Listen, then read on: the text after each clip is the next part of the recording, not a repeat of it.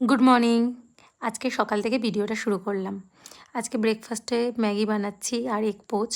দুজনেরই এটা খুব ফেভারিট ব্রেকফাস্ট, কিন্তু খুবই কম এই ব্রেকফাস্টটা করা হয়, কেন ম্যাগিটা তো খুব একটা হেলদি অপশান না। তো আমরা ব্রেকফাস্ট করে চটপট চলে গেছিলাম বাজারে। কিছু বাজার করার ছিল, কিছু সবজি নেওয়ার ছিল।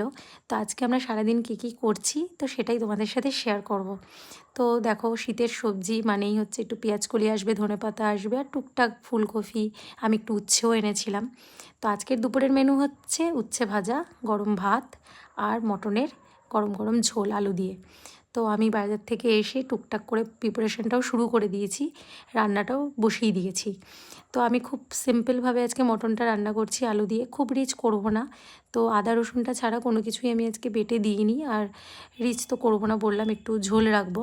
তো ভালো করে মটনটা কষাচ্ছি, টমেটো কুচি লঙ্কা কুচি সবই দেওয়া হয়ে গেছে। এবার মশলা দিচ্ছি, মশলার মধ্যে নুন, হলুদ আর লঙ্কার গুঁড়ো।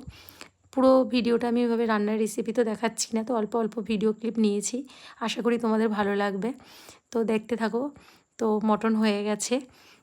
তো তারপরে সবচেয়ে ভালো পার্ট হচ্ছে শীতের দুপুরে হচ্ছে কদবেল মাখা। তোমরা কারা কারা কদবেল মাখা খেতে ভালোবাসো সেটা কিন্তু আমাকে কমেন্টে জানিও। আমি আমার হাজব্যান্ড দুজনেই খুব ভালোবাসি। তো আমি তো খুব এক্সাইটেড হয়ে গেছি আজকে কদবেলটা মাখবো। দেখো, এখানে কাঁচা লঙ্কা, চিনি, নুন, একটু সর্ষের তেল দিয়ে, তো কদবেলটা না খুব ভালো ছিল, তো এই দিয়ে আমি মেখেছিলাম, আর কিছু সেরকম দিইনি, আর কিছু দিতে হয়ও না। তো খুবই টেস্টি হয়েছিল, কদবেলটা খুব ভালো ছিল। তো তারপরে আমরা খেতে বসে গেছি, লাঞ্চ করছি। তোমাদের প্রথমেই তো বললাম সিম্পল মেনু আজকে। তো খুব এনজয় করছি, গল্প করতে করতে খাচ্ছি। তো এখানে খাওয়াটা এনজয় করছি, আর কিছু কাজও আমাদের আছে জানো তো।